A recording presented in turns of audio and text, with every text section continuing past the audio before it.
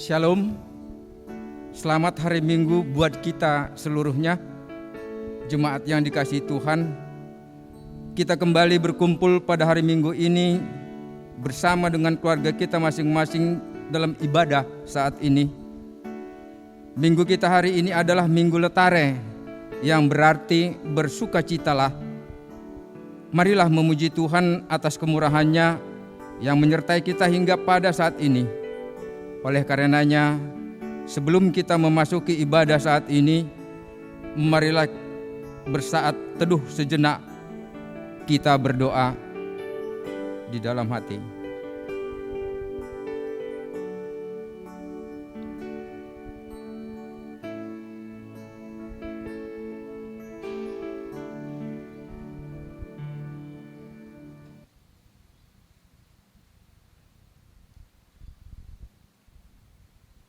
Amin. Mari kita bernyanyi dari buku Ende nomor 29 ayat 1 dan 2. Pada ayat yang kedua kita bangkit berdiri.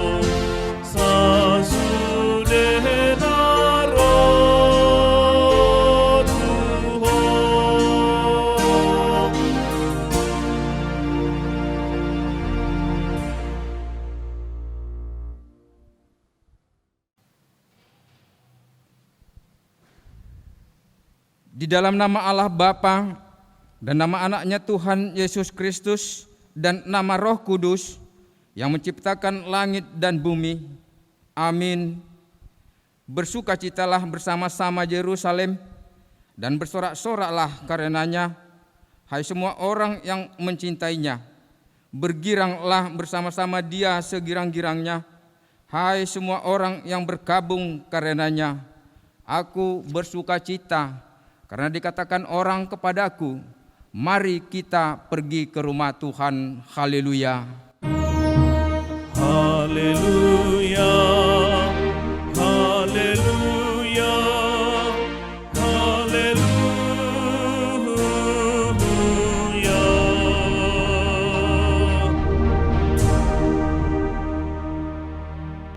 Marilah kita berdoa. Yesus Kristus Tuhan kami, Engkaulah hidup dan pendamaian kami dengan Allah. Kami memuji nama-Mu dan mengucapkan terima kasih atas karya penyelamatan Tuhan kepada kami. Sertailah kami dengan kasih-Mu, agar kami selalu mengingat Engkau yang telah menderita dan mati untuk kami, dan agar kami menyesali dosa kami. Kuatkanlah hati dan jiwa kami untuk percaya dan hidup di dalam kasih, serta tahu memuji dan berterima kasih kepadamu, dan agar kami setia mengikuti Engkau sampai mati. Ya Tuhan Yesus, padamu saja pujian di tengah jemaat-Mu yang telah Engkau tebus dengan darah-Mu yang kudus, sekarang sampai selama-lamanya. Amin. Jemaat, kami persilakan duduk kembali. Mari kita bernyanyi dari buku ND nomor 17 ayat 1 dan 2.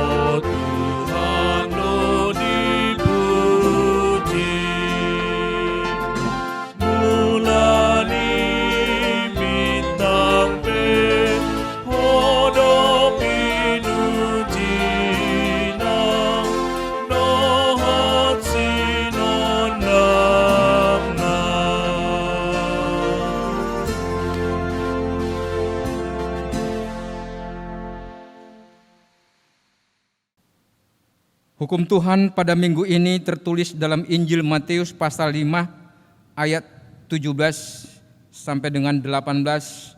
Demikianlah bunyinya. Janganlah kamu menyangka bahwa aku datang untuk meniadakan hukum Taurat atau kitab para nabi. Aku datang bukan untuk meniadakannya, melainkan untuk menggenapinya.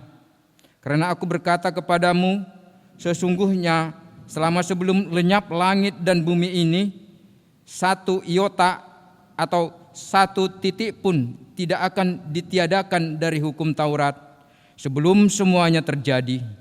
Demikianlah hukum Tuhan. Marilah kita bersama-sama memohon kekuatan dari Tuhan kita. Ya Tuhan Allah, kuatkanlah kami untuk melakukan yang sesuai dengan hukum-Mu. Amin. Kita bernyanyi dari buku ND nomor 151 ayat 1 dan 2. Pada ayat 2 kita bangkit berdiri.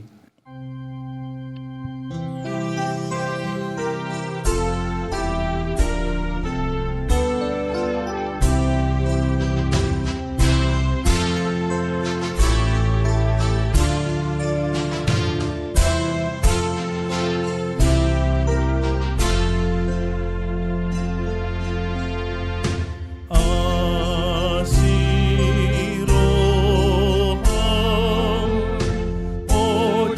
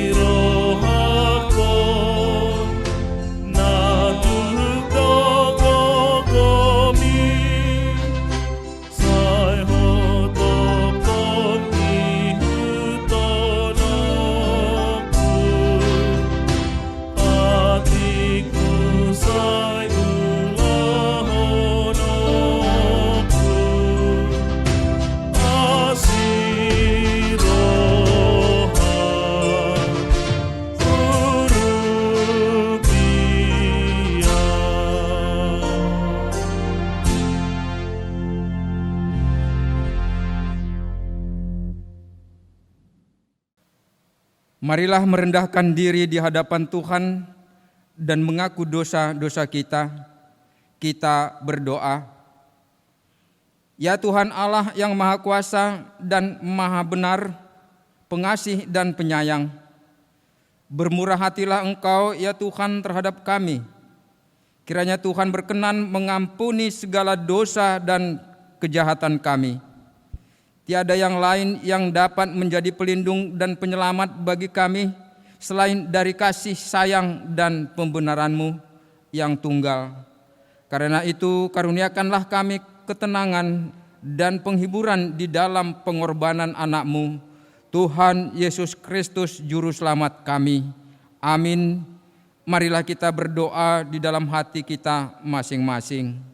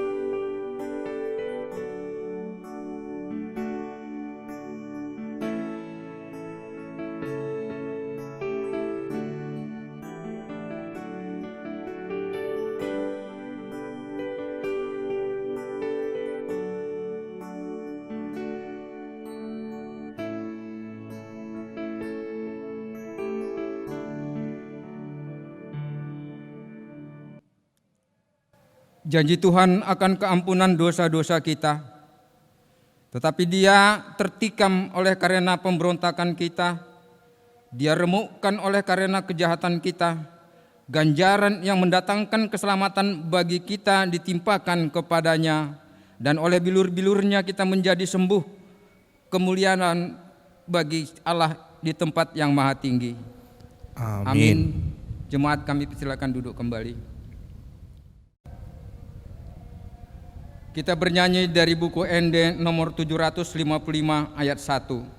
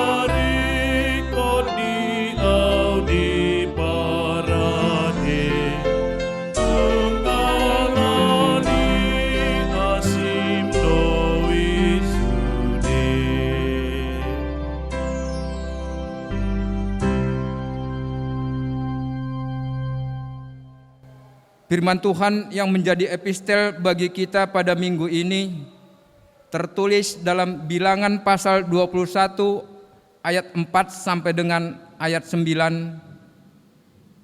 Setelah mereka berangkat dari Gunung Hor, berjalan ke arah Laut Teberau untuk mengelilingi tanah Edom, maka bangsa itu tidak dapat lagi menahan hati di tengah jalan.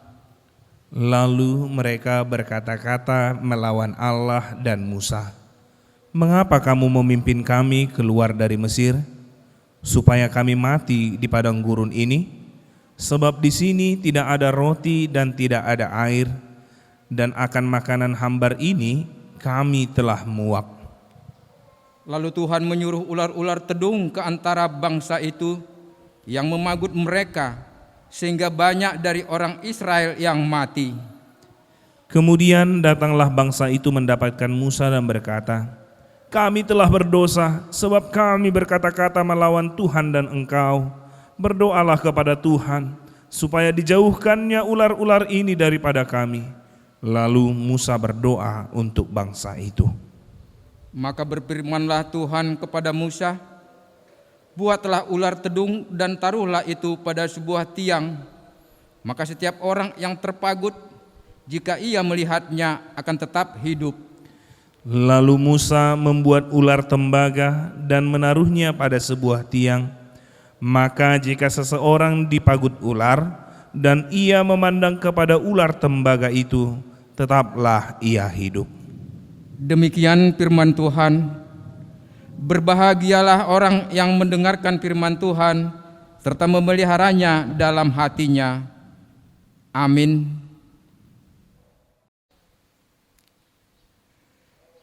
Kita bernyanyi dari buku ND nomor 699 ayat 1 dan 2. Pada ayat 2 kita bangkit berdiri.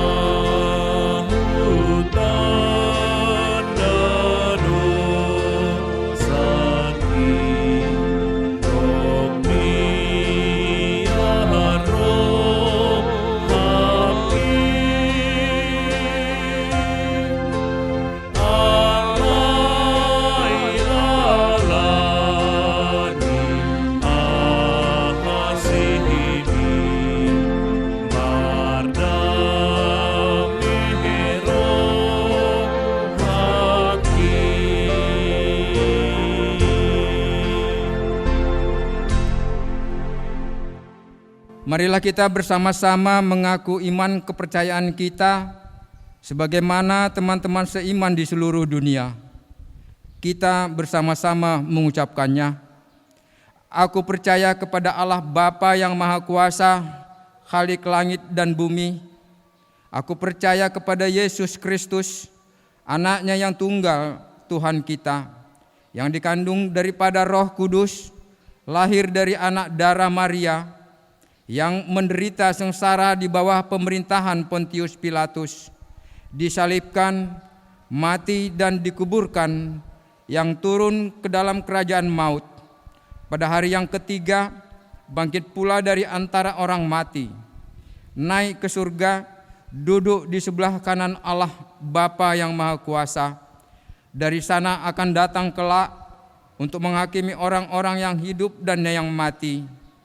Aku percaya kepada Roh Kudus dan adanya satu gereja yang kudus, persekutuan orang kudus, pengampunan dosa, kebangkitan daging, dan hidup yang kekal. Amin. Jemaat kami silakan duduk kembali.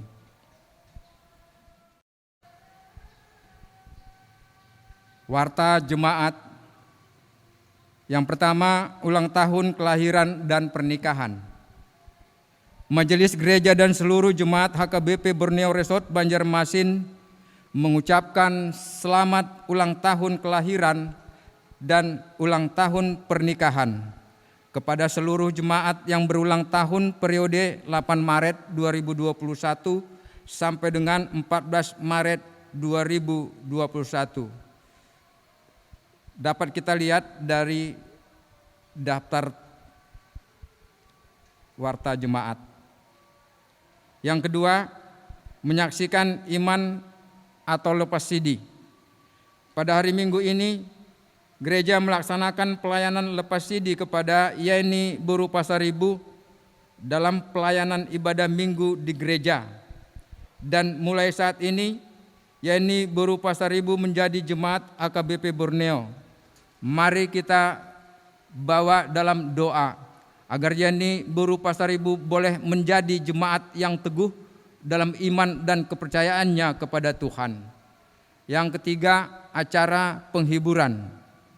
Pada hari Senin tanggal 15 Maret 2021, gereja akan mengadakan acara penghiburan kepada keluarga B Butar-Butar Inang Boru Tampu Bolon, Wek Getsemane, yang bertempat di rumah keluarga, masuk pukul 19.30 WITA. 4. Pertukaran mimbar pelayanan khotbah pada hari Minggu tanggal 21 Maret 2021 yang akan datang, akan dilaksanakan pertukaran mimbar pelayanan khotbah di AKBP Distrik 27 Borneo. Uluan Huria kita Pendeta Apriando J. Raja Guguk melayani pelayanan khotbah di HKBP Pos Pelayanan Banjarbaru, dan yang melayani di gereja kita adalah Inang Diakones Juwita Ida Boru Malau. Dan pada kebaktian itu kita akan mengumpulkan persembahan amplop yang akan kita sampaikan ke HKBP Distrik 27 Borneo. 5. Berita duka cita. Pada hari Kamis tanggal 11 Maret 2021 yang lalu telah meninggal dunia Inang Nyonya Siahaan Boru Tampu Bolon atau Opu Marsaulina Boru di Medan, yakni orang tua dari Inang Nyonya Silaban Boru Siahaan dari Wek Bethlehem, tutup usia 85 tahun. Mari kita bawa dalam doa kita keluarga yang ditinggalkan. Terlebih keluarga kita Inang Nyonya Silaban Boru Siahaan, semoga Tuhan menguatkan dan memberkati keluarga. Untuk acara penghiburan dari gereja akan dikabari kemudian. Daftar sumbangan spontanitas pembelian tanah di samping dapat kita lihat pada daftar yang di-share Bendahara Huria. Mari kita bernyanyi dari buku Ende nomor 763 ayat 1 dan 2.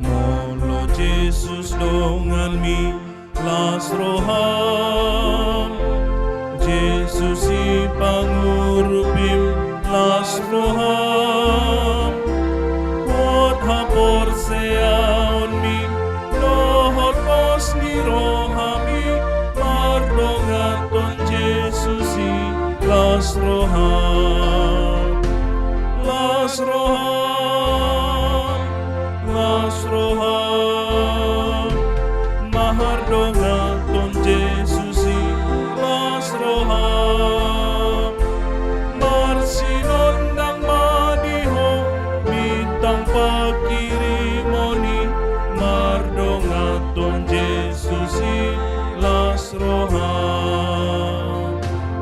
Molo Jesus dongan mi las roham, jagaon naton di mi las roham, tiruan mu matokton dame nang holom nai, saleleng di ngonumi las roham, las roham, las roham, mahardongaton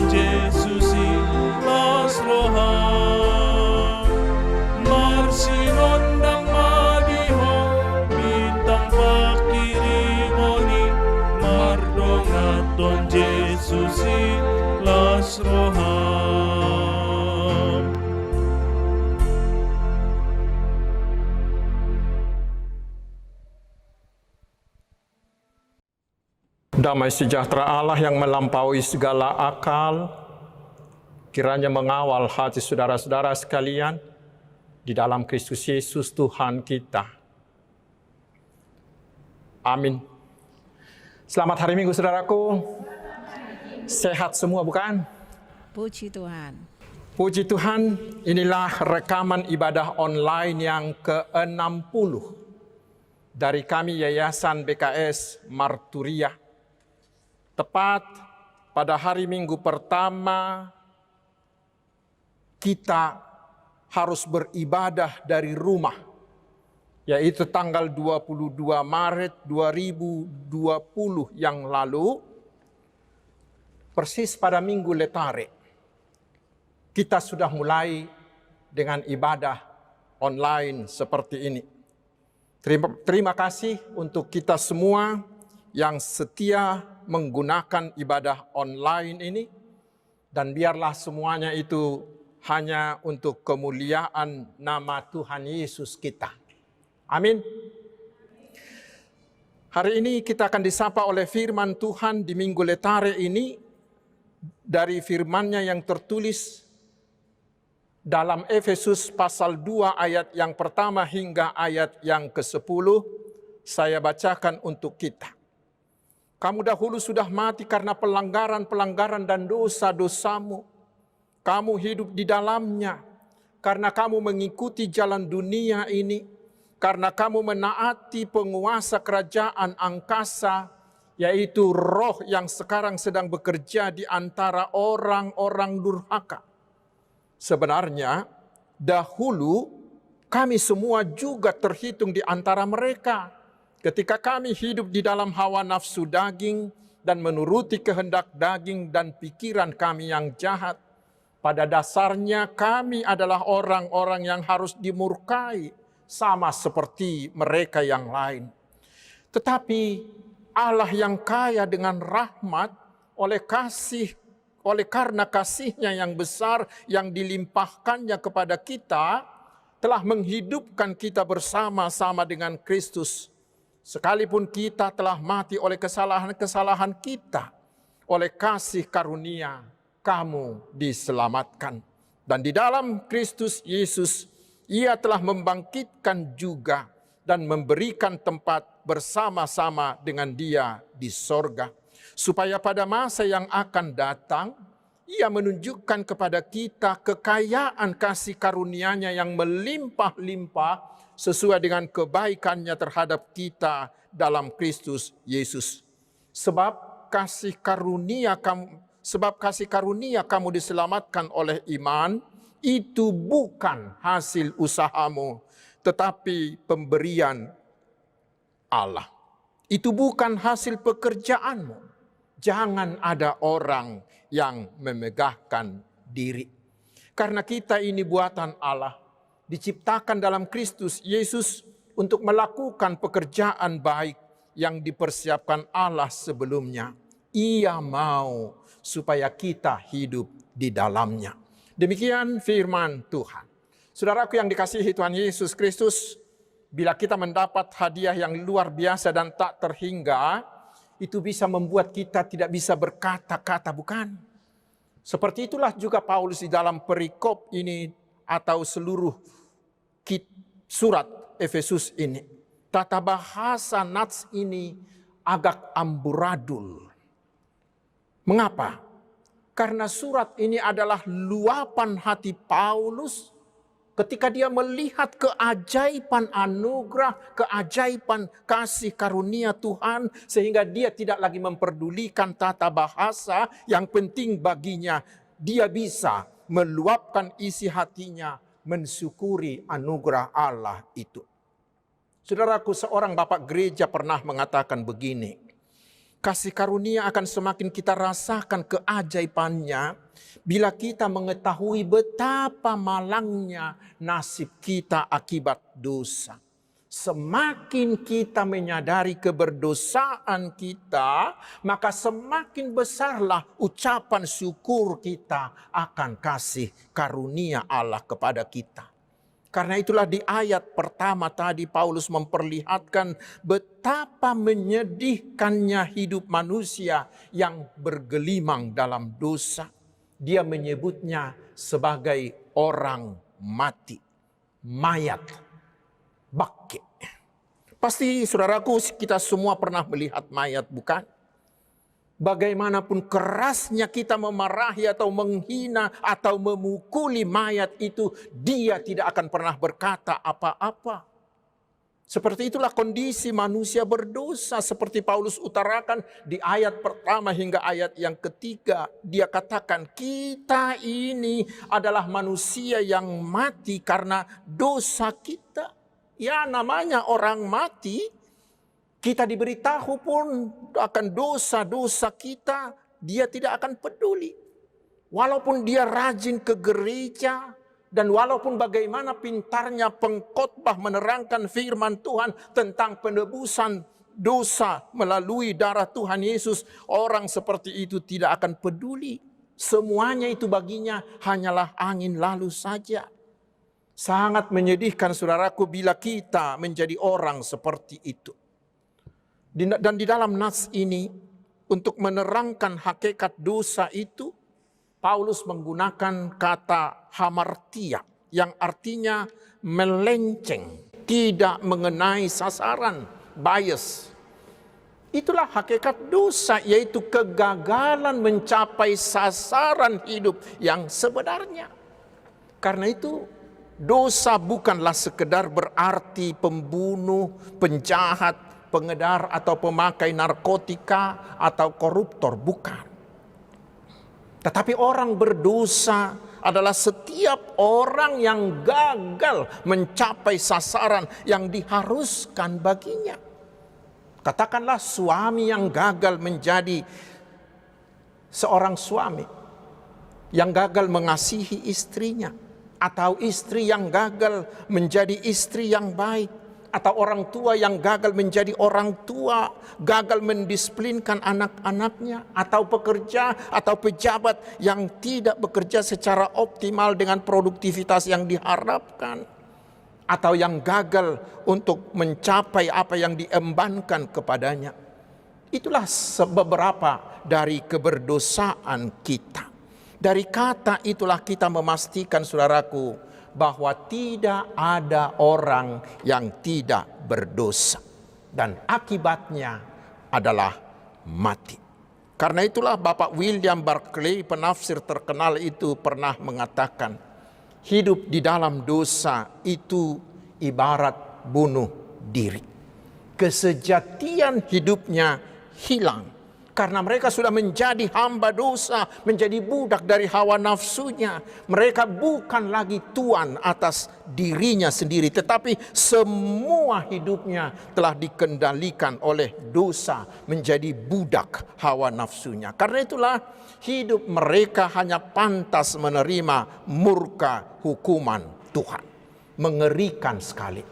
Orang yang selalu hidup di dalam dosa itu seperti orang mati tadi.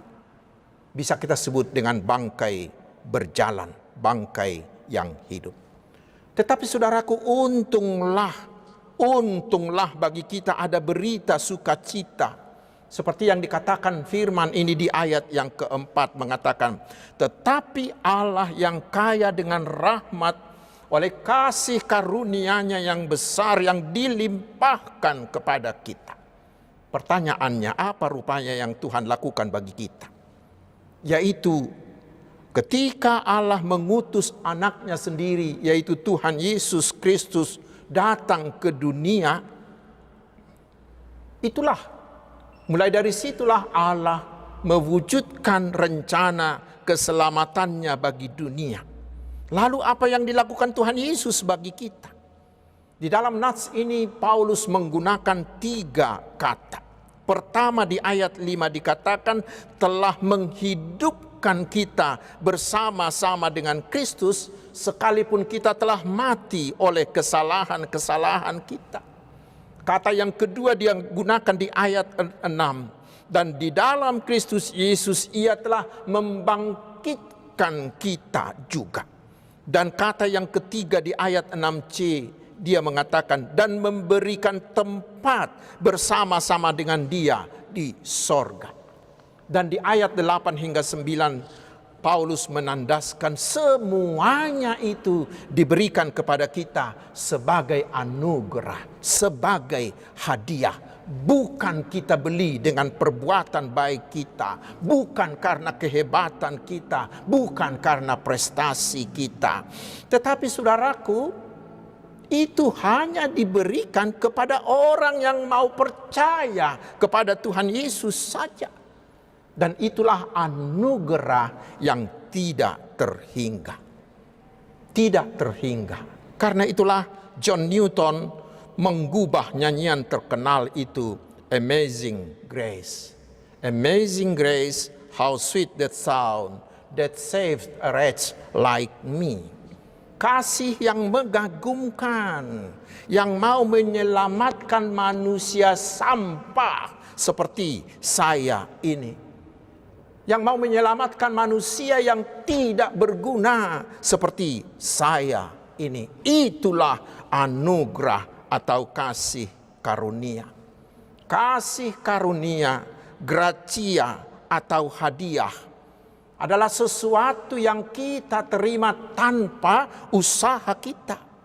Kasih karunia adalah sebuah pemberian bagi seorang yang tidak layak menerimanya, yang datang pada saat yang tidak terduga. Dan itulah yang diberikan oleh Tuhan kepada kita melalui Tuhan Yesus Kristus. Dengan kasih karunia itu Tuhan mau mengatakan kepada kita, hai anakku, kamu yang selalu mengikuti keinginanmu, mengikuti hawa nafsumu, kamu yang terjerat dalam lilitan kuasa dosa, dalam lilitan pergaulan bebas atau memakai obat terlarang, kamu yang selalu mendewakan kemewahan, mendewakan hartamu, kamu hai perampok-perampok, para koruptor-koruptor, para pembunuh-pembunuh, aku memberimu hadiah, yaitu dosamu telah diampuni di dalam anakku Tuhan Yesus Kristus, asalkan engkau mau menerima dia menjadi Tuhanmu dan menjadi juru selamatmu. Sangat indah. Itulah enaknya menjadi seorang Kristen yang percaya. Kita bisa menerima keselamatan bukan karena perbuatan baik kita, bukan karena usaha kita sendiri, tetapi hanya sebagai hadiah, sebagai kasih karunia, sola gratia. Kasih karunia itu, saudaraku, tidak bergantung pada apa yang kita perbuat untuk Tuhan. Tetapi kasih karunia itu berbicara tentang apa yang Tuhan berikan kepada kita. Karena itulah seorang penulis terkenal, Philip Yancey, pernah mengatakan, hanya kekristenan yang berani membuat kasih Allah itu tanpa syarat. Hanya kekristenan yang berani membuat kasih Allah itu tanpa syarat. Dia ambil dari Yohanes 3 ayat 16. Itulah, saudaraku, kasih karunia. Lalu apa yang perlu kita lakukan supaya kita bisa menerima itu? Sangat-sangat sederhana, yaitu menerima. Dan tangan kita untuk menerima kasih karunia itu adalah iman, percaya kita, ayat 8. Bila kita percaya dan menerima Tuhan Yesus menjadi Tuhan dan Juru Selamat kita, pasti dosa-dosa kita akan diampuni, pasti kita akan menerima keselamatan, pasti, saudaraku, kita akan masuk sorga. Enak sekali, saudaraku. Dan itulah seruan dari Minggu Letare hari ini.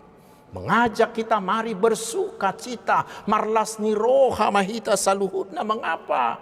Karena Tuhan telah menyelamatkan kita bukan karena usaha kita, bukan karena hukum Taurat, tetapi dengan kasih karunia-Nya yang luar biasa itu. Namun pada kenyataannya, saudaraku, masih banyak orang yang menolak, masih banyak dari mereka yang sudah beragama Kristen tetapi belum menerima Tuhan Yesus menjadi Tuhan dan Juru Selamatnya. Mengapa? Karena mereka lebih memilih hidup di dalam dosa. Hari ini saudaraku, firman Tuhan mengingatkan kita, mumpung pintu untuk kasih karunia itu masih terbuka lebar bagi kita sekarang, selagi kita masih hidup, mari hari ini terimalah agar kita menjadi selamat. Tetapi selanjutnya saudaraku, walaupun keselamatan itu diberikan secara gratis karena kasih karunia, karena hadiah, namun keselamatan itu bukanlah barang murahan. Bukanlah barang murahan, tetapi harus ada bukti bahwa kita sudah benar-benar menerima kasih karunia itu. Apa bukti yang harus kita nampakkan? Yang pertama, syukurilah. Ucaplah syukur. Ucapan syukur itulah bukti bahwa kita sudah benar-benar menerima, sudah benar-benar menghidupi makanguluhon kasih karunia itu. Tetapi tentang ini saudaraku, tanpa mau menghakimi, mari kita coba dulu mengingat semua doa-doa kita. Apa yang paling banyak kita syukuri dalam doa-doa kita? Bukankah kita terlampau sering lebih banyak mensyukuri berkat-berkat jasmani? Berapa seringkah kita mensyukuri kasih karunia Tuhan Yesus yang menyelamatkan kita? Saudaraku, kebiasaan mengucap syukur akan kasih karunia itu akan menempa kita menjadi orang yang rendah hati, baik di hadapan sesama manusia, terutama di hadapan Tuhan. Sehingga kita tidak akan mau lagi memegahkan diri seperti dikatakan di ayat 9b. Itu yang pertama. Bukti yang kedua adalah kita harus mengingat bahwa kita ini bukan hanya murid Tuhan Yesus, tetapi oleh iman percaya kita di dalam Tuhan Yesus, kita telah diangkat menjadi anak-anak Allah. Sebuah status yang luar biasa, bukan? Tetapi mari jujur dulu, jujur.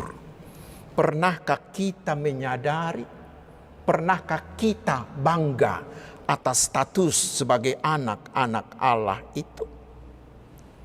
Karena memang status sebagai anak Allah itu bukan untuk dibanggakan, tetapi justru itu adalah tanggung jawab. Pepatah orang asing mengatakan like father, like son. Sarupa itu pamani halak batak nama dok dang dau tubisian benana. Artinya itu seorang anak harus menampakkan sifat dari ayahnya. Bila tidak, maka dia disebut anak tetangga, bukan?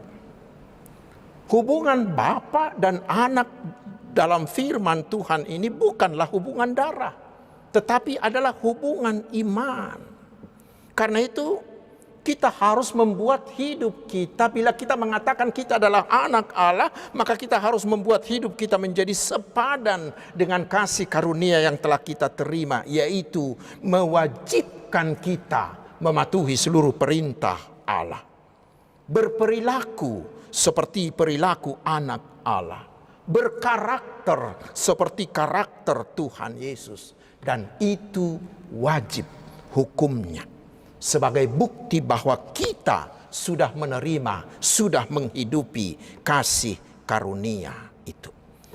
Untuk itu beberapa hal harus kita lakukan. Beberapa hal harus perlu kita lakukan.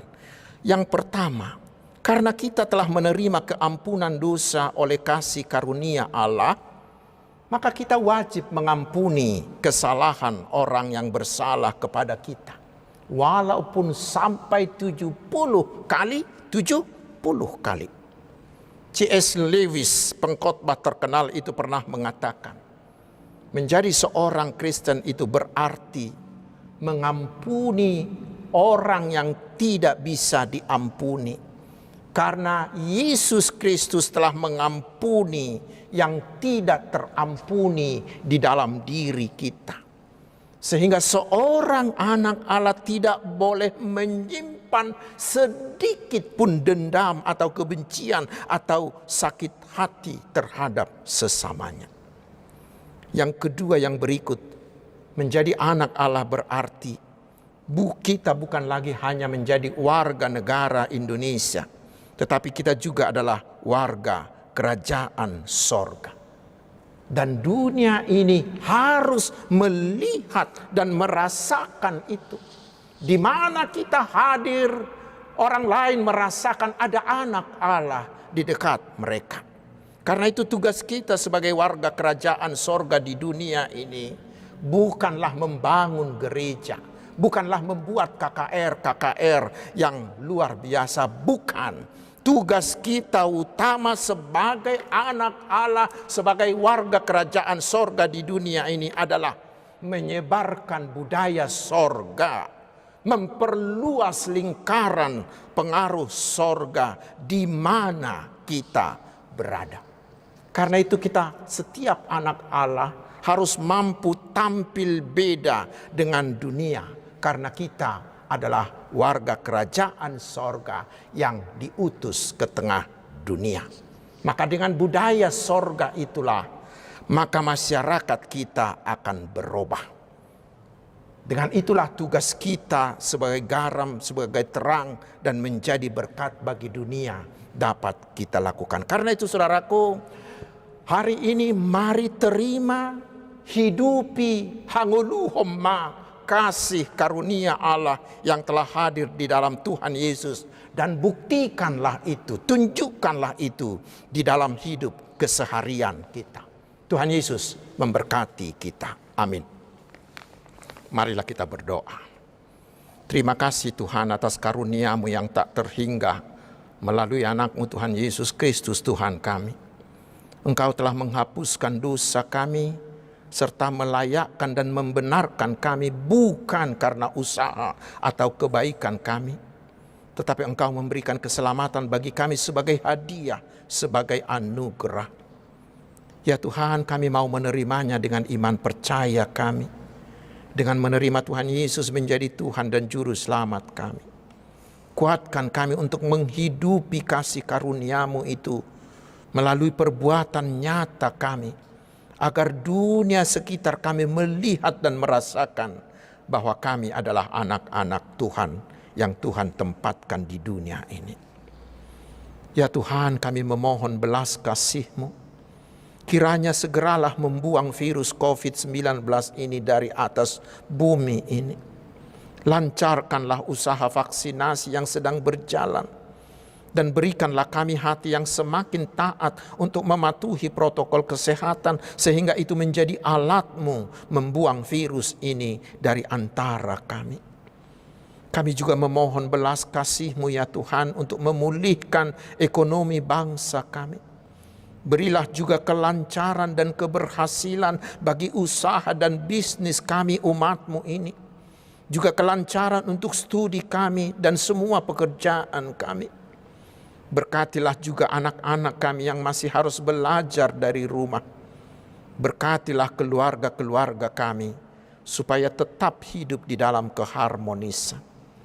Ya Tuhan, berkatilah seluruh hamba-Mu yang melayani dimanapun. Berikanlah mereka hikmat dan ketekunan, sehingga umat-Mu yang mereka layani tetap bersuka cita melalui pelayanan hamba-hamba-Mu itu. Berilah juga keberhasilan bagi seluruh usaha penginjilan di seluruh dunia ini. Beri kuasa-Mu kepada para penginjil-penginjil-Mu. Terima kasih Tuhan. Terpuji nama-Mu kekal selama-lamanya. Tetapi janganlah kehendak kami, kehendak-Mu lah yang jadi atas kami. Di dalam nama Tuhan Yesus kami telah berdoa. Amin. Kita bernyanyi dari buku ND nomor 467 ayat 1 dan ayat 2 sambil mengumpulkan persembahan.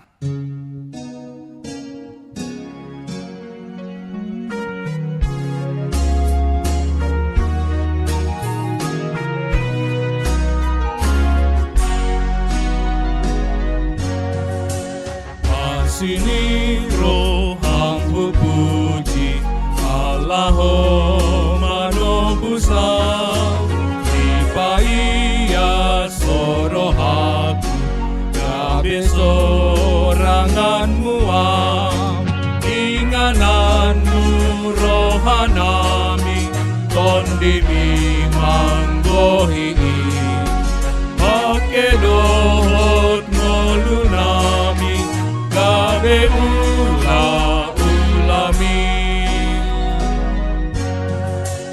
Sairamoti marohaku Asaboy gohan mua Sai mabama pasu-pasu Nang marhite siyana Ingananmu rohanami Tondimi manggohi Pake dohot ngolunami Gabe ulami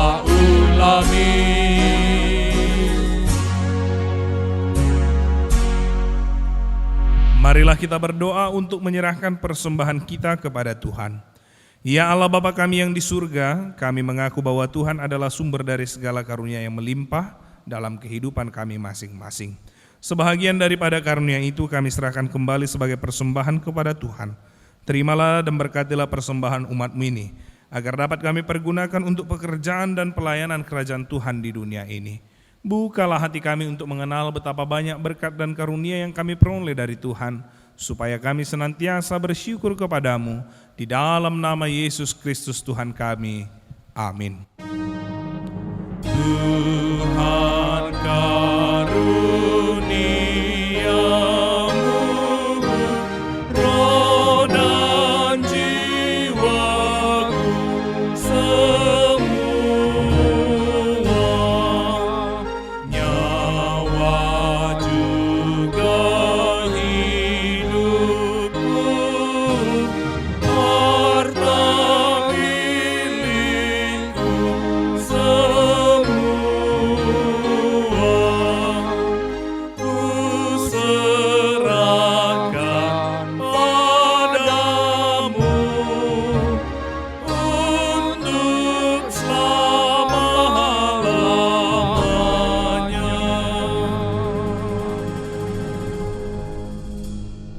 Bapa kami yang di surga, dikuduskanlah namamu, datanglah kerajaanmu, jadilah kehendakmu di bumi seperti di surga. Berikanlah kami pada hari ini makanan kami yang secukupnya, dan ampunilah kami akan kesalahan kami, seperti kami juga telah mengampuni orang yang bersalah kepada kami. Dan janganlah membawa kami ke dalam pencobaan, tetapi lepaskanlah kami daripada yang jahat.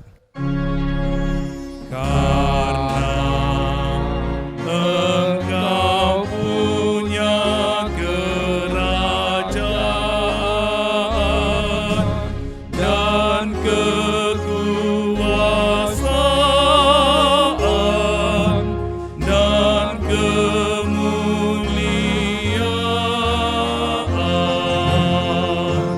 sampai selama-lamanya.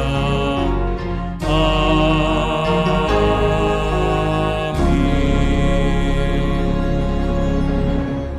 Terimalah berkat dari Tuhan kita. Tuhan memberkati engkau dan melindungi engkau. Tuhan menyinari engkau dengan wajah-Nya dan memberi engkau kasih karunia. Tuhan menghadapkan wajah-Nya kepadamu dan memberi engkau damai sejahtera. Amin. Amin. Amin. Amin.